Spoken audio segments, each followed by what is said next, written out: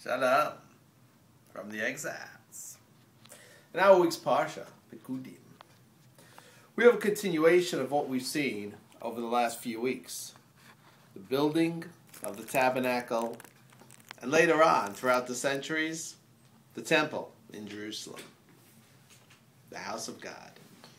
Interesting that we have to find so many parshiot, so many chapters have been dedicated to building the tabernacle. We started off with Truma, Kitetse, Tetzave, Ve'akel, Pekudim, all centered around this one idea. We know that the Torah doesn't always go over the same concepts twice. Some things are just hinted at. Even great concepts like Shabbos, which are so complex.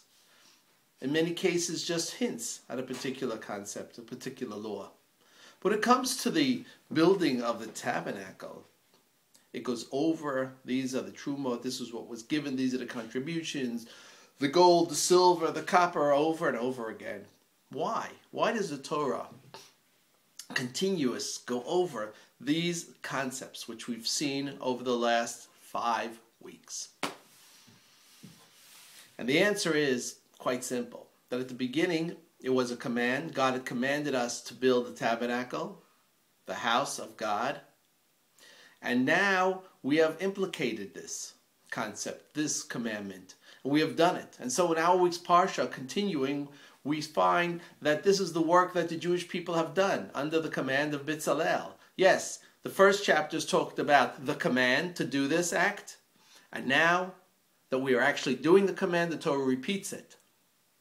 Okay, but so why does it have to go over this and over it so many times? And the answer is that because the service of God in the temple is so central to the development of the Jewish people, that it plays such a central service in our relationship between us, the Jewish people, and God, that it goes over it again. The Torah commands us and goes over all the details in order to stress this point.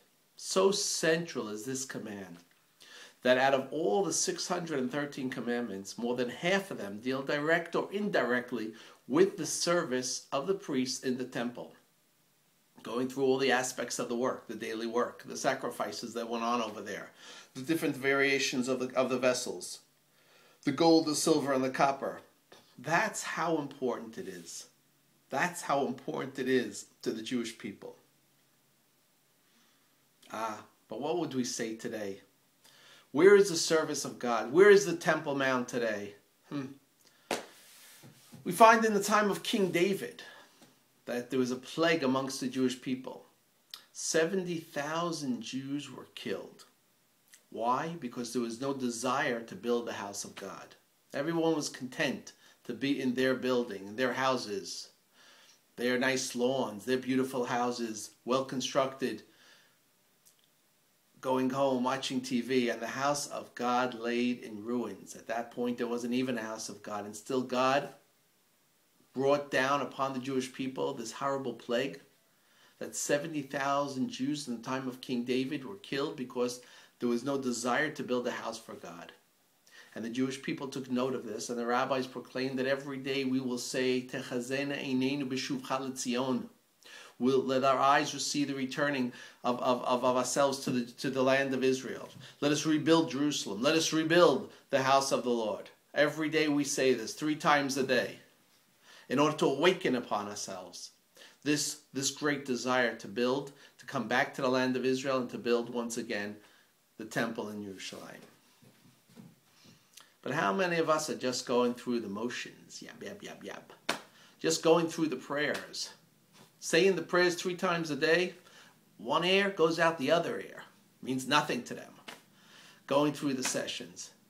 How many people really think about what they're saying? If it made a point back at home, they'd be on the next plane back home because God has opened the gates. God has given us the opportunities to once again return to the land of Israel. But our brethren are asleep. Continuously to be asleep. And that's the tragedy. That's the tragedy over here. And that's why the Torah in our Parsha goes over it again and again and again. 5 parshiot talk about the building of the tabernacle, the commandment of gathering the gold and the silver, for it to hit home, to tell us, yes, this is what is central about Judaism. This is how the Jewish people get close to the Rabbanu Shalom, to God, by bringing the sacrifices, by doing the daily service. That's missing. Oy, yay, yay. It is missing.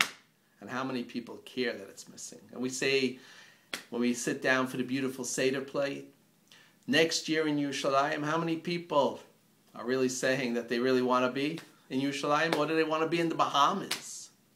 Or the Keys in Florida? Or wherever else they will be? And they have absolutely no intention of coming up to Yerushalayim. That's the tragedy. And that's what the Parsha is teaching us. Awaken the desire to come home. The gates are open. And to rebuild God's house. That's what the Parsha is all about. That's our prayer. Our prayer. Because God has many messengers. And when we don't awaken ourselves to do it, and we don't do what we have to do, God finds us a way to bring his people home. As every exile has proven, time and time again throughout history. I'm Levi Chazan, here in the exile. Shabbat Shalom.